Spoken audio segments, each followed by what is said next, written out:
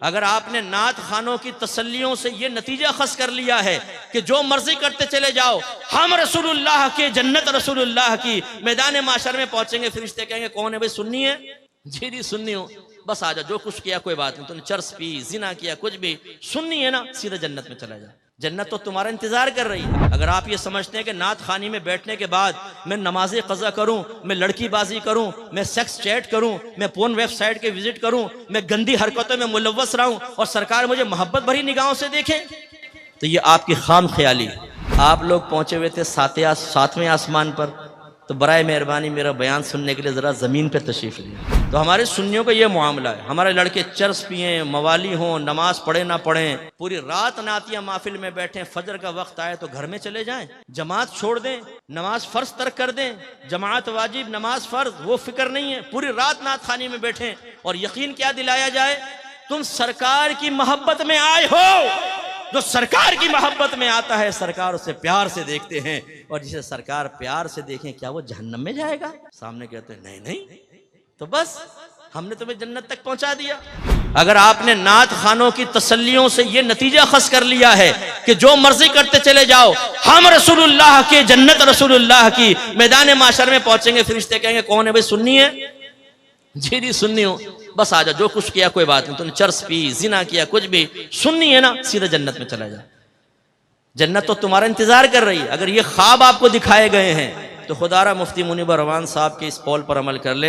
एक जगह बयान चल रहा था, प्रोग्राम था, मुफ्ती साहब भी थे, मैं बैठा हुआ था, नात खान वो पहुंचा रहा था लोगों को इधर से उधर 2 मिनट में, जो हमारे अक्सर नात खानों की आदत होती है, कोई बैठा हो तो भाई नाराज ना हो। वो पहुंचे हुए ऊपर, मुफ्ती साहब का बयान शुरू, आपने फरमाया कि भाई आप लोग पहुंचे हुए थे सातवें आसमान पर, तो बराए मेहरबानी मेरा बयान सुनने के लिए जरा जमीन पर तशरीफ लिया। तो हमारे सुन्नियों का ये मामला है, हमारे लड़के चर्स पिए, मवाली हों, नमाज पढ़े ना पढ़ें, पूरी रात नातिया महफिल में बैठें, फजर का वक्त आए तो घर में चले जाएं, जमात छोड़ दें, नमाज फ़र्ज तर्क कर दें, जमात वाजिब नमाज फ़र्ज वो फिक्र नहीं है, पूरी रात नात खानी में बैठें और यकीन क्या दिलाया जाए, तुम सरकार की मोहब्बत में आए हो। जो सरकार की मोहब्बत में आता है सरकार उसे प्यार से देखते हैं, और जिसे सरकार प्यार से देखें क्या वो जहन्नम में जाएगा? सामने कहते हैं नहीं नहीं, तो बस हमने तुम्हें जन्नत तक पहुंचा दिया शॉर्टकट के जरिए।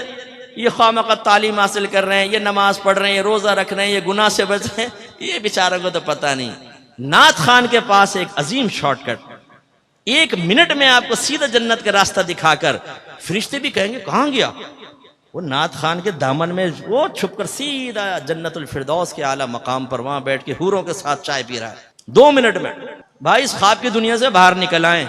आप पे और मुझसे बड़े सहाबाए किराम आशिक रसूल थे, उनकी कोई एक मिसाल ऐसी बताएं कि उन्होंने नबी करीम के फरमान सुनने के बाद एक कान से सुना, दूसरे कान से निकाला, और उन्होंने ये अर्ज किया हो माज़अल्लाह कि आपका बनाया हुआ मायार ठीक है, या आप अपने पास रखें, लेकिन हम ये कहते हैं कि आपकी मोहब्बत हमें जन्नत तक पहुंचाएगी, लिहाजा इन तकल्लुफात की जरूरत नहीं, हम वैसी जन्नत में पहुंच जाएंगे। है कोई साहबी ऐसा? नहीं। वो इश्क में कामिल व अकमल थे, तो किस वजह से थे कि उन्होंने नबी करीम की इताअत की। आज हमारे सुन्नी नारा लगाते हैं गुलामी रसूल में मौत भी कबूल है, जो हो ना इश्क मुस्तफा तो जिंदगी फजूल है। फिर एक दूसरे को देखते हैं कैसा लगा नारा, दूसरा कहता है वाह क्या नारा लगाया तुमने यार, ब्लड सर्कुलेशन तेज हो गई। अच्छा भाई कर ले तेज। अब ये नारा भी लगा कि गुलामी रसूल में दाढ़ी भी कबूल है, क्योंकि सरकार ने फरमाया दाढ़ियां बढ़ाओ, मूछें छोटी करो और यहूदियों की सूरत मत बनो।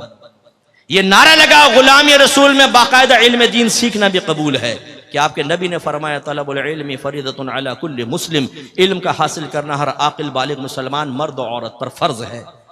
अपने घर वालों को नेकी का हुक्म दें, बुराई से रोकें, क्योंकि अल्लाह ने फरमाया वअमुर अहलका बिस्सलाति वस्तबिर अलैहा ला नसअलुका रिज़्क़न नहनु नरज़ुकुक। अपने घर वालों को नमाज का हुक्म दे और खुद भी उस पर साबित कदम रहे, हम तुमसे रिज्क का सवाल नहीं करते, रिज्क तो हम तुम्हें अता फरमाएंगे।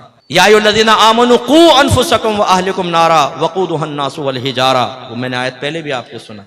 तो करें अपने घर वालों की इस्लाह। बीवी पड़ी फजर में खर्राटे ले रही है, शर्म हया नहीं है कि बीवी को उठाओ। जवान बेटा पड़ा सो रहा है, ये नहीं कि लात मार के उठाए कमबख्त उठ। हाँ, अगर गवर्नमेंट ऑफ पाकिस्तान ये ऐलान कर दे जो फजर की नमाज बाजमात अदा करेगा उसको 5000 रुपए मिलेंगे, यही अब्बा होगा। यही थका हारा बेटा, यही जुल्फों की असीर बनाने वाली लैला। फिर इस मजनून को और सब्बा को देखें आप, लात मार के ना उठाए बेटे को, कमबख्त उठ, 5,000 का मामला है, 5 तेरे 5 मेरे 5 छोटे बेटे के 15,000 रुपए रोज, एक नमाज के, फिर 5 नमाज, फिर महीने की कैलकुलेशन करके अब्बा कह कर लो अपने तो वारे न्यारे हो गए। तो आपकी बात नहीं कर रहा हूं, ये दुनियादार किस्म के लोगों की बात कर रहा हूं। लेकिन सोचिए कि हम क्या कर रहे हैं।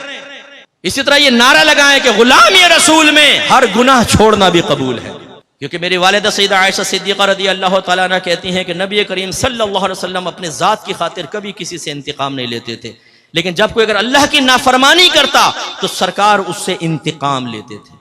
इंतकाम का मतलब उस पर सजा जारी करते थे, इजहार नाराजगी फरमाते थे।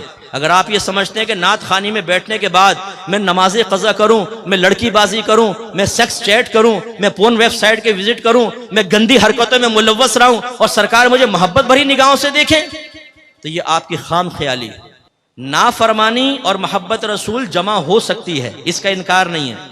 शेख अब्दुल मुहद्दिस देहलवी रहमतुल्लाह अलैह फरमाते हैं कि नाफरमान अपने दिल में मोहब्बत रसूल रखे ये मुमकिन है, लेकिन फरमाया वो मोहब्बत रसूल में नाकिस है।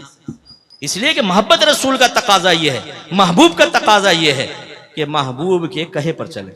लोग तो अपने महबूब के लिए उस्तादों को छोड़ देते हैं, लोग तो अपने महबूब के लिए एकेडमियों को छोड़ देते हैं, लोग तो अपने महबूब के लिए उस्तादों से बदतमीजी के लिए तैयार हो जाते हैं।